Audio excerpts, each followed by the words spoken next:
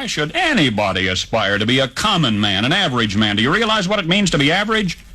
That means you're the best of the lousiest, and the lousiest of the best. Now, if we demand more and more for producing less and less, while the have-not nations encourage and inspire and indeed require hard work and maximum effort, if we deify the common men while they encourage and reward the uncommon ones, well, the end result of such a lopsided race as that is too obvious to require elaboration. Common man, no show prep, no solid plan. Spins a yarn, begins a tale. The esoteric approach won't fail. Tune in, it's time for Common Man. Common man, charms the housewives like no one can. What'd you shoot? Where'd we play? Non-stop nonsense on deck today. Tune in, it's time for Common Man. I mean, it's like, hello? What a week. What a weekend. So much to get to. The Roar has been restored. It's showdown Sunday at Metrodome. 5-0 Purple against 4-1 Kitties.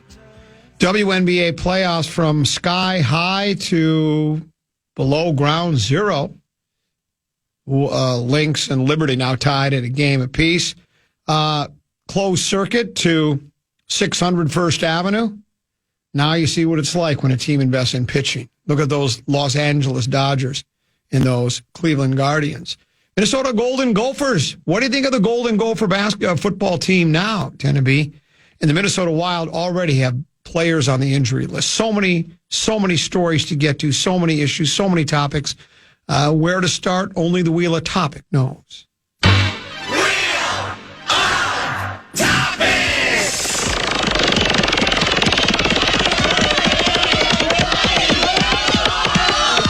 Commons Golf That Game. catches me off guard. That blindsided me. What'd you shoot today? Actually, Saturday, 73. Where'd we play? Loggers Trail. Where'd you hit it on? One? Right up the gut. Where else when you shoot 73? How far from the green were you? I had a 9. It was between a 9 and a wedge. Decided to hit a soft 9. Kind of flighted Second it shot? a little bit more than I wanted to. It was a lower trajectory. Caught the green, rolled to the back, and I was on the fringe. Then what? 20 feet for birdie. Rolled it up and tapped it in for par. I had an experience that was not unlike that of a PGA Tour player, Tennessee. I shot 36 on the front, parred 10 and 11, hit it to a foot on the approach on 12 to get it to 1 under, parred 11. The only fairway I missed, believe it or not, was 14. I popped the tee shot up. Normally you got a wedge into that green. I do. 9 at the very most. I had a 6 iron into the green, missed it right or left, hit a brilliant pitch though and made the putt. Then I kind of got a bad break. I decided to go 8 rather than 7, and the 8 came up a little short, and I kind of hit the down. You know, 15 out at Loggers Trail, Tennessee. It's got the 3 different tiers. There's the right, the middle, and the left. The pin's in the middle, and it caught the down slope and kicked over the green. I made the choice to putt. I should not have done that. I should have chipped because I was halfway up the hill, but it wasn't very thick rough. It was just too delicate of a pitch, and I left it short. Then I pulled the par putt. It would have gone in had I not pulled it left. And then, so I'm back to even. I get to 16. I've got 8. The drive, the layup, and the approach shot they were brilliant. If I don't mind saying so myself, and, well, I don't mind saying so myself. Brilliant! About a 9, 10-foot birdie putt, and it just slides right. I thought it was in. I started to do the walk after it because I thought I had made it. And I really wanted that. I wanted to build up some golfing capital because I knew 17, playing as a par 3, was playing 180. And I just hit a poor shot. I popped it up, left it 15 yards short of the green, kind of a front pin. Hit a okay chip. It got on the green, but I needed to be more aggressive. But then I had 15 feet for par, slid it by, knew I needed birdie on. I tweeted the picture. I missed the birdie. I hit it to 11 feet on 18. And then it just, the ball, if the hole were the face of a clock, it stopped at 3 o'clock. It just missed right. So there was frost today, and it didn't matter. I'm basking in the glory of just a terrific golf round in which the club was my brush, the ball was my paint, the course was my canvas. I would say of all the athletic achievements this weekend, I don't know if mine's at the top, but it's near the top. Would you agree? When you look at what else happened this weekend? I don't think. Yeah. I mean, I don't think the Wild lost too. Lynx lost. They lost. Gopher football Wolves team preseason lost. Yeah. Well, Gopher football team was really good. Again. But it's UCLA. I mean, but you know what? UCLA is a little better than people are giving them credit for. Are they? Well, they're 1-5 now, but are they the best 1-5 team in the country? Well, their losses are to second-ranked Oregon, third-rated Penn State, 8th-ranked LSU, and 16th Indiana. So it's not like they were playing North Carolina, Rhode Island, Nevada. They were playing legitimate clubs. So I give the Gophers a bit more credit for that. And again, Tennessee, you know what's and they had to face the best 2 and 3 team in the country. That's exactly right. And here's what's crazy about the whole thing.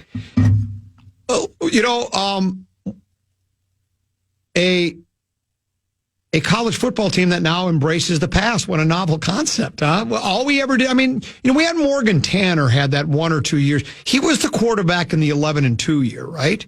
I think I saw a note in something I read over the weekend.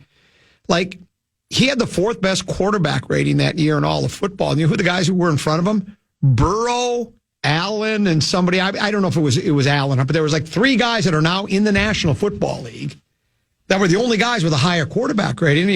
Morgan Tanner had a good season that year, and the Gophers actually threw the football more than they had in a long time. In the Brosmer character, he's engineered comebacks now against UCLA, against USC, and he drove them. They lost to Michigan on the onside kick. They had the blown call by the official. He drove them in the last minutes there to tie the game. Did they tie? Or did they just get him to within, whatever the case may be. He's put together, he can throw the ball a little bit. And it's just fun to see, and they still have a talented running back. What is it, Darius Taylor, is that the kid's name? But they can throw the ball a little bit now, and it's amazing what a team can accomplish when they're a bit more balanced, because it seemed like the Gophers only threw the ball under Fleck over the years, unless I'm missing something other than the Tanner year, and I don't even know if he threw it that much during that season. It just seemed like we just wanted to run the ball. There was no real effort to throw the ball. So that's a nice. I'm not going to rip the Gophers. I'm really not. I'm going to tip my cap to them.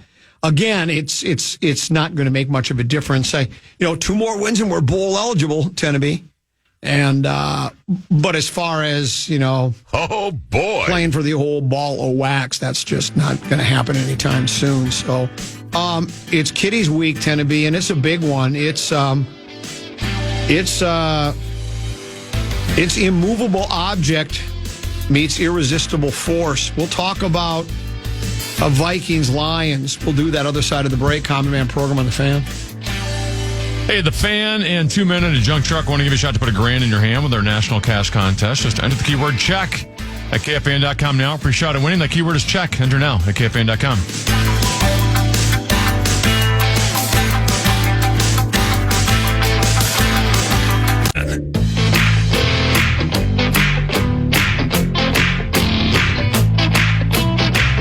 Metallica. Inflation Vacation is back on KFAN. We have 9 chances for you to win $1,000 every weekday. That's every hour from 9 a.m. until 5 p.m. To enter the keywords and learn more, head to KFAN.com. Inflation Vacation is powered by 2 men in a junk truck. Tennessee, you might remember last week, I believe it was Friday, Thursday, the Minnesota Lynx opened the WNBA Finals against the Liberty on the road with a dramatic comeback, one of the biggest comebacks in the history of the WNBA playoffs, where they were down by, 18, 20 points, came back to win, take a 1-0 lead. PA out when we criticized him. I mean, I think he was deserving of it. I mean, I know that it's bye week with the Vikings, but it's the WNBA Finals. Hello. Should be on call for something like I that. always love that one. And then what was worse is if you're going to sub for him, how about a little Marnie Gellner, Leah B. Olson? Sure. Some of the people that are involved in the Minnesota Lynx broadcast. Instead, it's Russo and Faldas to You've talk got to about be kidding the me. opening game of the Wild's NHL season. 3 hours just going over and over and over. Well, not even that. If you are going to go the Wild route, you can just still leave Fall in the South off. You can just go with Russo. Yes. So at this point, I was critical of Chad Abbott. He responded to me while on air, and he basically apologized and said, I probably should be using your programming expertise. That's my fault. And so I look forward to you helping to program the radio station next week. Well, I took that as I could start right away. So I recommended to him on Friday, I think what we ought to do is we should just put the rest of the Lynx games on the fan for the rest of this series. And guess what? Every Lynx game will now be on the fan until the end of the WNBA playoffs. Above average. So Your voice has been heard. my voice has been heard. The programming experience that I've had, I've programmed a lot of radio stations, Tennessee. Ask me how many. How many have you programmed? Well, 5 radio stations. Okay, I actually programmed 3, but 5 sounds like more than 4. I always And love that one. he came to me and I recommended. So for the WNBA fans out there, Lynx fans, you have me to thank and no one else. And I just want to. And you know what? It's my pleasure. It really truly is. Because you know what I've always said, Tennessee? It's the chivalry. It's the old school We have common. the respect. Ladies first. Yeah. That's what I've always said. I've always said ladies first. So so we're excited about that. Tennessee, I did mention that wasn't a very good game for the Lynx last night. Again, they second half their offense basically disappeared. And from what I gathered, their best player was non-existent, or one of their better players was non-existent game one and returned to the fold yesterday. And now we're at 1 game apiece. Though, the Lynx have stolen home court advantage. It's a game apiece. The next 2 games are here at the Bullseye. So we'll see how that goes. Randy Johnson, Tennessee, writes college football for Fish Wrap Factory West. That's where I found those numbers. Think of this, Tennessee. This is what he writes. The standard when it comes to best single seasons by a Gophers quarterback over the past 25 years belongs to Tanner Morgan. Past 25 years. That was in You've got to be 2019. kidding me. 30 tutties, 7 picks, completed 66% of his throws, and averaged 250.2 yards. Now, it didn't hurt, as Randy Johnson mentions, future NFL wideouts Rashad Bateman and Tyler Johnson were on the club, but still, you can't take anything away from the Gophers' passing game there. His rating, it said Minnesota to an 11-2 record, final ranking of number 10 in both the Associated Press and AFCA coaches polls. His rating of 178.7 ranked 4th nationally behind Joe Burrow, Jalen Hurts, and Justin Fields. That's a really good season, regardless of the circumstances, the who, what, why, where, and when. That's a really nice season. And Brosmer, Saturday night, Brosmer calmly led a 4th quarter comeback, driving the Gophers 61 yards in the final 2 minutes, 20 seconds, throwing the winning 4-yard tutty to Darius Taylor with 27 seconds left. Brosmer led the Gophers on 2 4th quarter touchdowns against USC the week before to spring a 24-17 upset of number 11 USC. And starting with Minnesota's 27-24 loss at Michigan, in which Brosmer led 3 4th quarter touchdown drives. Brosmer has completed 25 of 35 4th quarter passes for 251 yards and 3 tutties. He also has 2 tutty runs and led 6 tutty drives in those 4th quarters. And Tennessee, you alluded to it last week. For me, there are a lot of different ways to judge, any athlete, whether it's a football player, basketball player, baseball, hockey, whatever the case may be. For me, when it comes to judging quarterbacks, you can do arm strength and you can do exit velocity and you can do this and that and the other thing. But for me, it's really like, there's all sorts of sabermetrics and analytics to rank a quarterback or to determine how good he is. But for me, it's like when the game's on the line, fourth quarter, you got to drive down the field. Maybe no timeouts left, maybe one. And he's been very good at that in 3 games in a row against Michigan, against USC, and now against UCLA. And it's just refreshing, isn't it? I mean, because if you remember in the past, Tenneby, if the Gophers got behind, which they did often in the second half, well, you had a running team that's now going to try to pass. And that just doesn't work very good, generally speaking, when you're not a passing team, when you're basically, we want to be a ball control offense and get 3-4 yards of carry and win time of possession, sort of like the old New York Giants used to do. But if you remember the old New York Giants, they had a really good defense, one of the best defenses ever assembled, and they also had a really good running game, so they were able to do that. We didn't have all of that here with the Gophers, so it just became maddening because if they got down by 2 scores in the second half, you knew it was over. And now, at least so in these last 3 games, you go, well, guess what? We got a guy that can wing it a little bit. And, where it leads from here, I don't know, because I do know this. He's done after this year. I think he's been playing college football for like 6 years. Yes. So he's done. One and done. But, yeah, I just, it's just refreshing and I like it. And I hope this leads to, there's always this theory, Tenneby, and I don't know if you believe in it or not. I kind of, sort of, but I've always dismissed it. Getting in a bowl game, boy, it really gives your program a lot of visibility.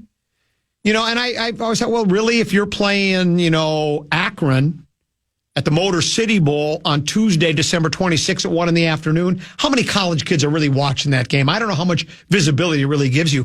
But if you have a team that is winning games, you almost beat Michigan, that gets headlines. That's on highlight packages all over the country. Then you beat USC with a fourth quarter comeback. And then you beat UCLA, and you got a kid throwing the ball a lot. Maybe quarterback prospects might now want to come to Minnesota. I was just going to bring that up. Yeah. That was always my fear pre-Brosmer, was flex system was always, I always hated when they go, we got to be a running team. We have to be a running team here. Well, you're now telling all future quarterback recruits and all future wide receiver routes, don't come to Minnesota because we want to be a run-first team. And you need to get out of that archaic way of thinking. And as you know, the quarterback position is the most important position of sports. Notorious DIG told us that.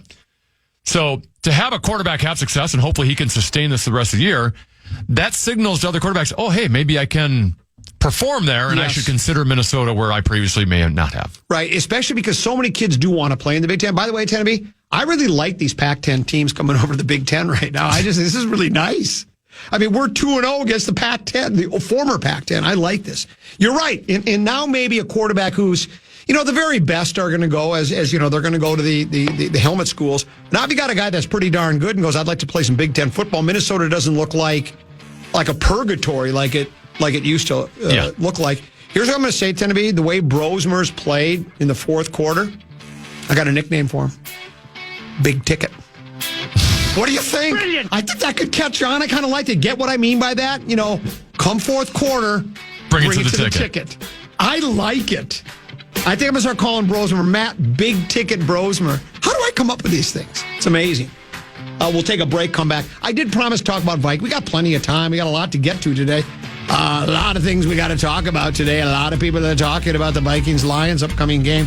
Lions did play well yesterday, though they had a devastating season-ending injury to Hutch, which could be devastating for the kiddies. We'll talk a little bit about that on the other side of the break. Common Man program with Tenneby right here on the Fan.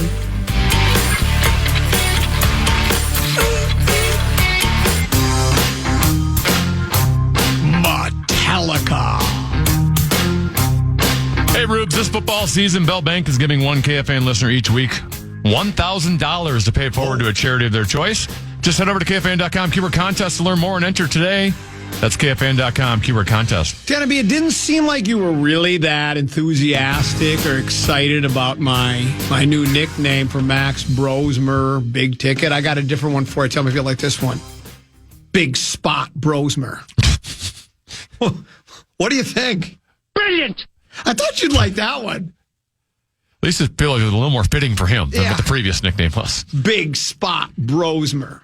I think that's really good. It's one or the other. You take what you want. Somebody actually sent a text message to the Brad Sean Bryant KFAN text line. Hold on, I got all kinds of issues going on over here. This one says, genuine question. Is there a legitimate backstory to how KG became the original big ticket? Was there somebody else who had the nickname before him? I'd love to hear some Minnesota sports lore. Appreciate you, fellas. I think Dan Barrero was big ticket before the kid was big ticket. Actually, I always thought he was called big ticket because he was making so much money, a big ticket item. Is that right? Because that's the way I understood it.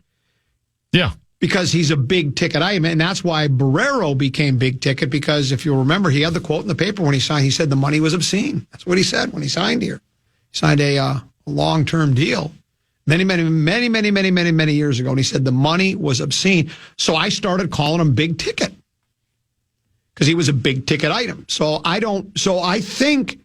think big ticket KG was big ticket before Barrero was. I think they kind of followed each other, but I could be wrong. But I think so. I don't think there was any other big ticket. But I was always under the assumption that it had to do, because that's what they say. Like your house is usually a big ticket item, or a car is a big ticket item. And in the case of the Wolves, I think at the time when KG signed, it was the richest contract in the history of the National Basketball Association. He was big ticket. And then Barrero, same thing, was big ticket. So there you have it. It's a showdown coming up on, by the way, closed circuit to PJ Fleck. He's not in tomorrow. Isn't he on call after a win like that? I know he's got a bye week. Wouldn't you be excited? Yeah, we want to hear from him. Wouldn't you be excited? And really, this part of it, I wasn't going to play golf tomorrow anyways. I really wasn't, because there's going to be frost in the morning. I got a repairman at 8. They got that 8 to 10 window, right? And then I've got an important and confidential client recording session here at the radio station at 11. So, but it's like just being on call when something big happens. We've all done it before. And I thought he'd love to be at the Tipsy Steer tomorrow to talk about that victory, but apparently not. They got a bye week coming up this week, and so there will be no PJ Fleck show tomorrow. And they always do this where it's the bye week and they don't come in. I get it. He's on vacation doing other things. But I'd rather hear his reaction to the previous game as opposed to previewing the next game. That's exactly right. That's exactly right. What is their next game, by the way? I didn't look that far ahead. I was still hyperventilating from the victory over UCLA this past Saturday. We got Maryland on the 26th. Oh, that's right, Maryland. And Maryland, I think, is just right. They're an okay team, but we could start to build some momentum here. Tend to be at 3-3. Looking at are we 4-3 now? What's our record? We're 2-2 in the Big Ten. I think we're 4-3 overall, right? Yeah, because we beat. Yeah, so I think we're 4-3. We beat Rhode Island and Nevada. So we're 4-3. We're 2 games away from we're 2 games away from being bowl eligible. The Vikings tend to be. I don't know if any more power rankings have come out. I was reading some stories out of Detroit. Usually the power rankings come out on like Tuesday after the Monday night game. Yeah, that's right. And it's funny. A couple of Detroit writers are doing the old after yesterday's beat down at Dallas. It'd be hard not to imagine everybody's saying the Lions are the best team in pro football. I don't know if I'm ready to say that. I mean, I like the power rankings because they kill segments. So that's what we do. We basically kill time, literally and figuratively. But I tend to agree with you that the only real power rankings are the standings. But, when you are in different divisions, and there's 2 teams that have the same record, sometimes it's fun to kind of go, which team do I think is better? It's hard to argue with the Vikings. I mean, the Vikings and Chiefs, I still think, and I know you're only going on this year, and I know the Chiefs maybe haven't been as dominant as they've been in previous years, but still being undefeated 5-0, it's hard for me to suggest they're not the best team in football. But it's pick your poison, Vikings or Kansas City. And other teams can make an argument. The Ravens are very good, even though they've lost a couple of games. That's a quality football team on both sides of the ball. The Lions at 4-1, hard to argue. I mean, they just dismantled Dallas. Now, full disclosure, Micah Parsons did not play. Would you consider him to be one of the top 5 defensive players in all of football? Is he that good? I would think so, right? Yeah, Pretty especially close. Aaron Donald out. I could argue he's number one. Yes. So Micah Parsons was not there. They were missing, I think, 3 other defensive starters. So the Lions kind of had their way with them. Now, not to take anything away from the Kitties, that's a potent offense, tend to be. I don't know how much of that game you got to watch yesterday.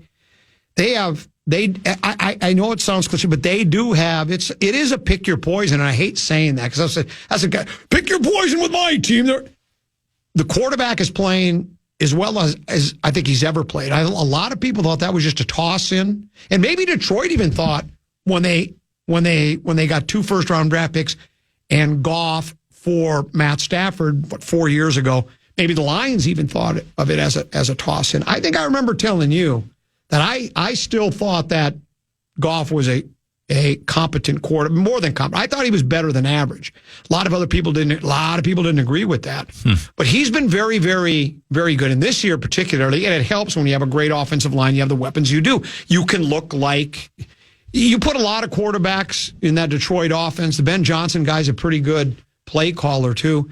But when you've got Amon-Ra St. Brown, the Raymond guy's pretty good. He's a clever third wideout. The guy they drafted, Jameson Williams, out of Alabama. This kid's starting to really. He had 1 drop yesterday, but then they went right back to him. Amazing what that Aaron Rodgers would never do that. When he had a guy drop a pass, he wouldn't go back to him the rest of the game. Goff went right back to him on the very next play, and the guy caught a pass for a first down with a little yak afterwards. Their running back tandem, is that as good a 1-2 puncher as in football? Gibbs and Montgomery. Sure. It's hard to argue. They're both good. Their tight end Laporte has been more quiet this year than last, but he's very good. Offensive line might be as good as there is in football. And they just toyed with Dallas yesterday. 47 points, I think. 47. What a mess Dallas is. Yeah, well, McCarthy ain't going to last this year. Well, that's what I thought. Zimmer might only last a year there. Yeah, well, I tweeted this yesterday. I tweeted, McCarthy will lose his job and Mike Zimmer will become the head coach. And you're right, Zimmer's defense hasn't been very good. The only reason I think Zimmer would be interim, because if we're to believe the reports during the offseason, the Zimmer signing was basically mandated by Jerry Jones because he remembers the good old days when Zim was on that Cowboys coaching staff that won a couple of big games. So I think he likes Zim. He likes Zim's old school approach. They're both old school. So I thought for sure. Now, I saw some quotes. They asked Jones after the game if he could foresee any changes. Here's what he had to say. This is an athletic story from earlier today, a couple of hours ago. Headline, Cowboys owner Jerry Jones not considering coaching change after Week 6 blowout. Jones was asked in a post-game news conference specifically if coaching or personnel changes were something he's considering. He responded, I'm not considering that.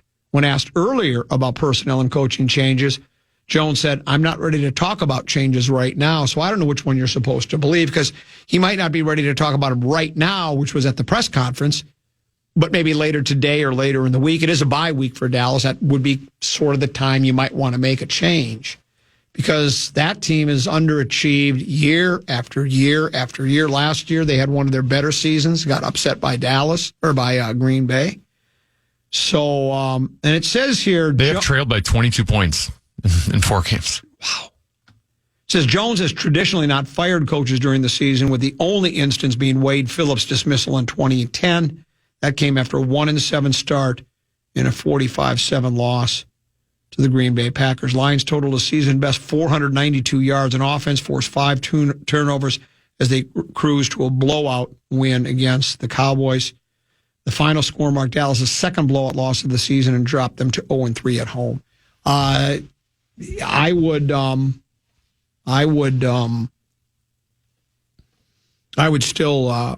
I'm still betting now Jones is going to make a change. That's what I'm going to think. I think it's going to be Mike Zimmer, though I could be wrong on both accounts. He might stay with McCarthy, or he might let McCarthy go and put somebody else in charge of the team. But it'd be hard to put Zimmer in charge given how bad their defense has been. Well, that's true. But obviously he has experience. Yes, he does have experience at that, so it'd be interesting to see. I thought Dak was going to have a big year because he was going to be a free agent. Yeah. after the year's over. He's going to get himself paid. He looked bad yesterday. He made a couple of throws that were cringeworthy. Where it's like, who are you throwing to there? I mean, early in the game, they had 2 scoring opportunities in the red zone and came up empty on both, including an interception. Actually, I forgot Dak signed, didn't he? Yeah, I think I forgot about that. He signed late. It's not a huge deal. Maybe got fat and happy. Did you see the Hutch injury? It's gruesome. I've heard about it. I've not seen it. It's gruesome. When they showed, nor do I really want to watch it. Well, they showed the replay right after it happened, and I didn't see anything. I didn't even see how it happened. He just fell to the ground, took off his gloves, and you could read his lips. He say, "It's broke." You could see him say, "It's broke." So he knew it. They came back from break and said, "We're not going to show it to you." Deuce found a still photo of it and sent it to me. Your leg's not supposed to bend like that.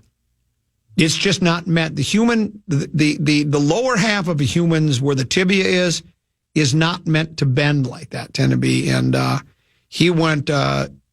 They did immediate surgery last night in Dallas. He's probably still there. They've not flown him back to Detroit. I saw a story that said Hutchinson could be back by the Super Bowl.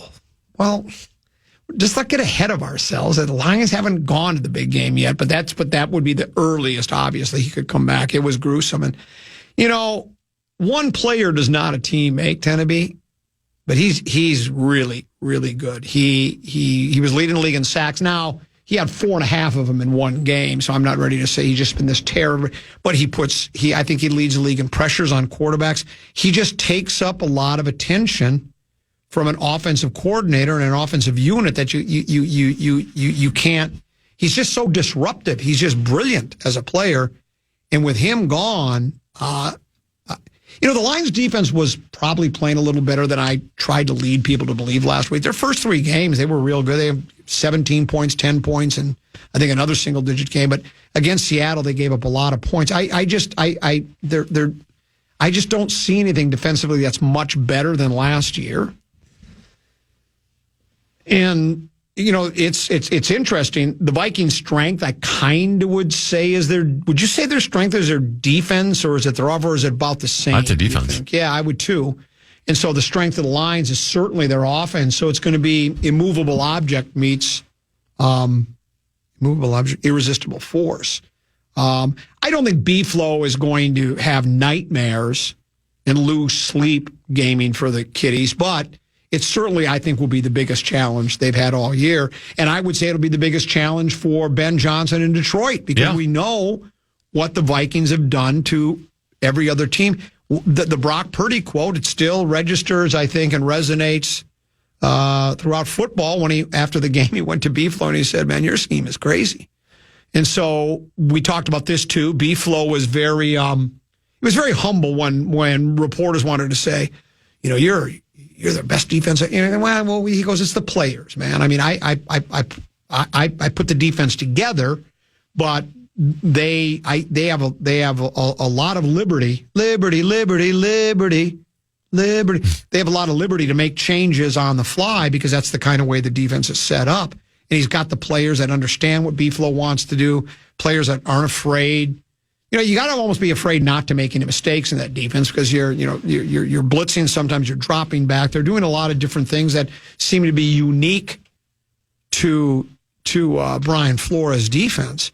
So I think it's an intriguing matchup. And then with Detroit, the Vikings, their offense has really struggled in the second half of the last couple of games. And I still think defense, particularly with Hutchinson out, I think that's the weak spot for Detroit. So if your offense is going to get better and get well, I think this is a good week for them to do it. So it'll be fun. And will Hawkinson be back? Well, and Hawkinson could be back. That's exactly right. And so it should be fun. See if there's rust with him, but right. It could. We still haven't even seen this offense at its full capacity, full potential. This is true.